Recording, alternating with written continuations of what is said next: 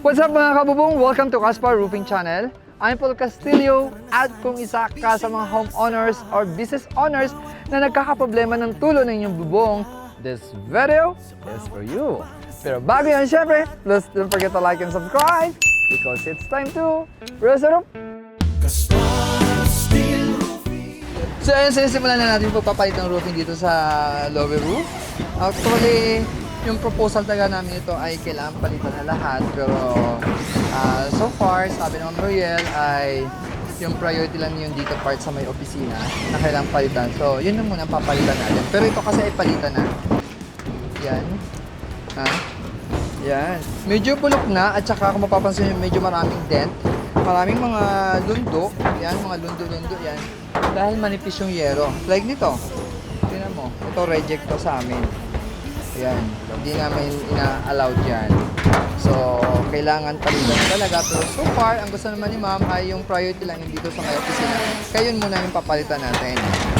Makikita nila ngayon yung difference ng roofing natin compared sa roofing ng XTC nila. Kasi ito ay bagong install lang daw to.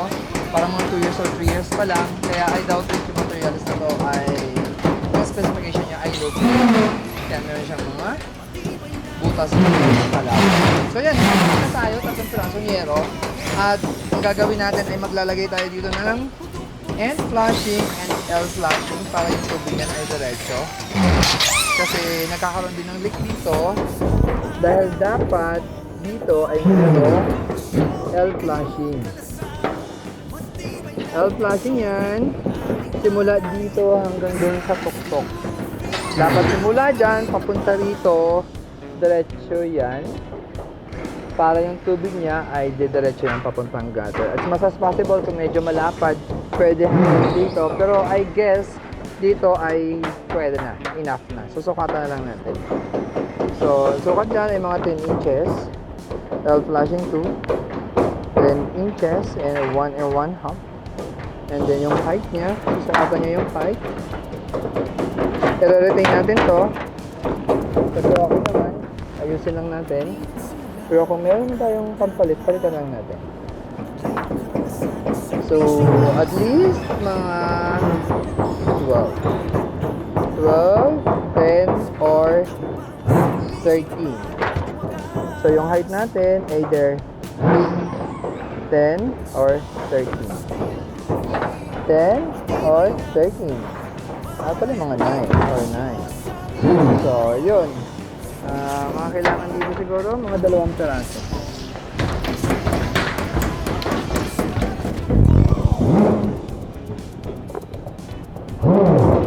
$11 mga 2 peraso. Okay, and then, dito naman tayo maglalagay. Dito, kailangan natin dito ay end flashing. Dito sa part na to. Mabilis lang ito, siguro mga 1 hour pa balik. Dito, gagawin natin mga 12 din. 12. So, diretso yan. 12 inches. And flashing partner yan.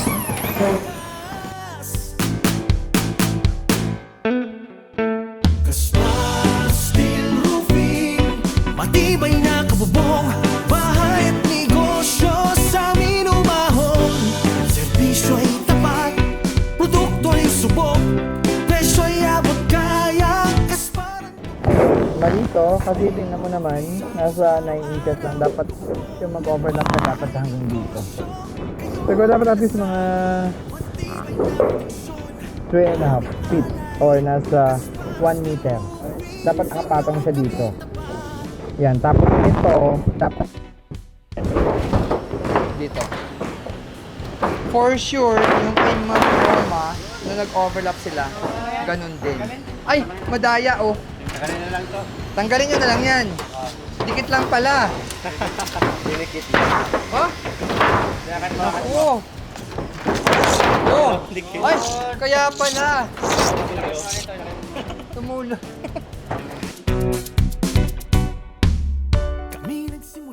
Mali yung paka-overlap nila doon. Dapat hindi yun nasa ibaba. Pwede naman yung dugtungan. Pero dapat yun dito sa loob nito. Hindi siya nakapatong dito. Dapat dinupit ko lang. Oo. Ginapit na lang to tapos pinatong dyan. Ay inilalim siya para para yung tubig yan diretso dito. Pagka mali, yan pinatong. Mali ito eh. Ito Marco. Mali ito. Mali yan. Dapat ito sa loob nito. Ginapitan. Pwede naman magdugtong, wala namang problema yan. Pero kaya dapat nasa loob to. Papasok din yung tubig dyan, no? Tignan mo kinalawang. Ayan, no? Kalawang. Di bali, abangan nyo yung aming Roofing 101 Academy. Hopefully, makapasok na tayo sa TESDA. I have meeting with DDG, Deputy Director General, Attorney AC, maraming salamat, and Attorney Policarpio, maraming salamat. Ito nga yung sinasabi ko na kailangan yung roofing installer ay dumaan sa proper training para mag-standardization natin yung installation ng roofing. Kasi yung roofing talaga ay hindi lang yan basta-basta trabaho or skilled. Kasi skilled ang gumawa nito eh. So, wala yung proper training. So, yung pinaka-importante sa lahat, proper training sa ating mga roofing installer to protect our clients, for the safety of our clients, and to protect our business property. Kasi pag nagka-problema yung mga roofing natin, tumulo. So, abangan nyo yan ang aming Casper Roofing Academy. Hopefully, soon. Basta, nasa process lang. Nasa process na tayo. Unti-unti. Ganun. Gayahin natin yung sa ibang bansa na lahat ng mga roofing installer para pag nag-call kayo ng roofing installer, make sure na dumaan sila sa proper training to protect the occupants and to protect the property.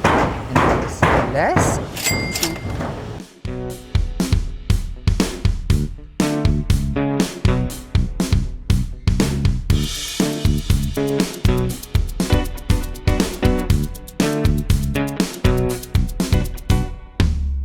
Kami nagsimula, may pangarap na dala. Taglay ang karanasan, serbisyo'y maasahan. Bawat bubong nagawa, kalidad ang dala. Sa bawat hakbang, serbisyo'y tapat at wagas. So yun, long span. Kailangan long span, di pwede yung may putol. May dugtong, magdudugtong man, kailangan. Dapat 1 meter, wag yung 8 inches kasi mali yun. Siya'y abot kaya, kas parang tugon.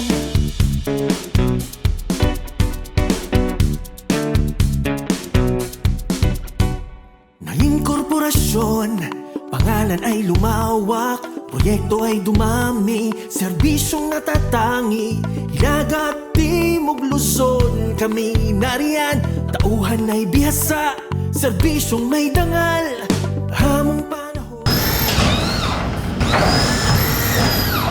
Iba'y proteksyon. So yun, nakapaglatag na tayo ng 3 pirasong yero. 3 piraso lang naman talaga kailangan ilatag dito, yun yung priority. And then palitan na natin yung capping doon, flashing. Actually kahit flashing lang palitan doon, pwede ring capping and flashing diretso.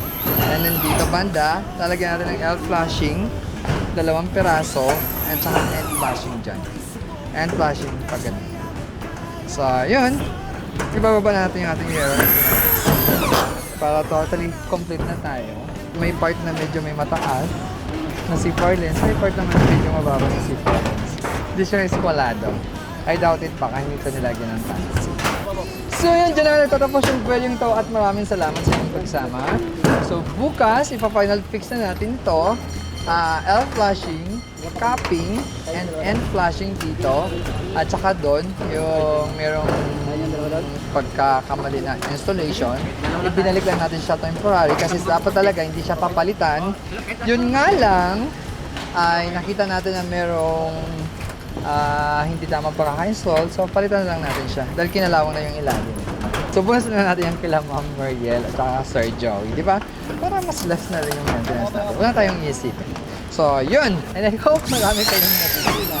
If you want good product, good price, and good service, please press it www.casperroofing.ph or Casper Steel Roofing Incorporated in our Facebook page. And remember, if you want strong, durable, and built to last, all you have to do is raise the roof.